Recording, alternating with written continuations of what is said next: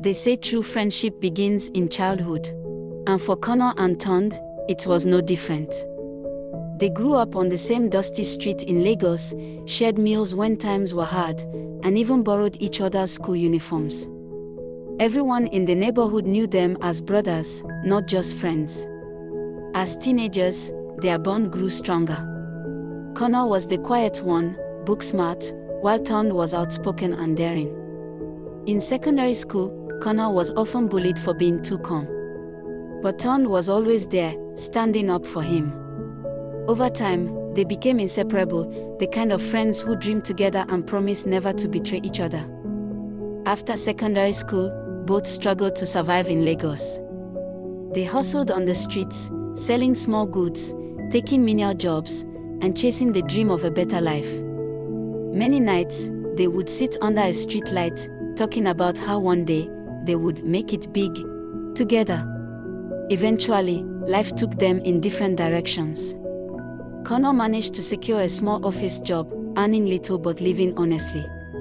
Tond, on the other hand, became a fast hustler, always chasing quick money, always in risky ventures. Still, their bond never broke. Whenever Connor was down, Tond encouraged him. And whenever Tond failed, Connor supported him. One evening, after years apart, Tond called Connor in desperation. He claimed he had a huge business deal in the works, one that could change both their lives forever. But he needed funding. He needed a loan. Not just any loan. 12 million naira. 12 million naira was not small money. It was Connor's life savings, money he had worked and struggled for, saving every naira over years. His wife warned him not to risk it. But Connor kept thinking of their childhood promises, of the bond they shared. After all, Tond was his brother. How could he say no?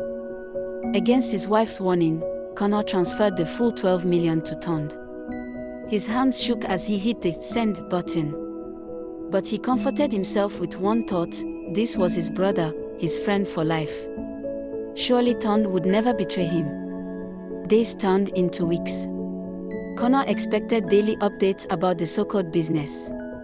Instead, Tond stopped picking his calls. Messages were ignored. Excuses piled up. Connor began to worry, but he tried to stay positive.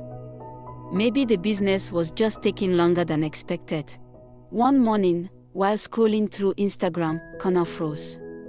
There was Tond, smiling in Dubai, sipping champagne in a luxury car, posing beside a fountain. Caption: New beginnings. No time for broke life. Connor's chest tightened. That was his money. His entire life savings, being flexed in another man's hands. Connor called, begged, even threatened. Finally, Tond picked one night. His voice was calm, even arrogant. He told Connor, "It's just business.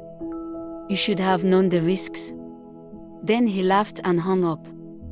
That was the last real conversation they ever had. Connor broke down. His wife cried too. Years of sacrifice, wiped away in seconds. The betrayal cut deeper than the money. How could someone he called brother, someone he trusted with his future, do this? Connor's health began to fail. He stopped sleeping, stopped eating. Neighbors soon heard the story. Some blamed Connor for being too trusting.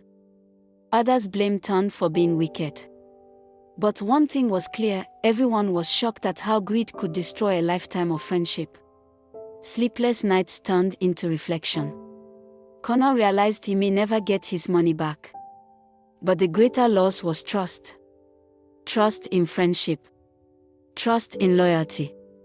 Trust in the bond he thought was unbreakable. Today, Connor tells his story as a warning. He says, sometimes, the people closest to you will destroy you the fastest. Be careful who you trust with your life savings. Not every brother is truly your brother. So now, I ask you, if your closest friend betrayed you like this, would you forgive them? Or would you cut them off forever?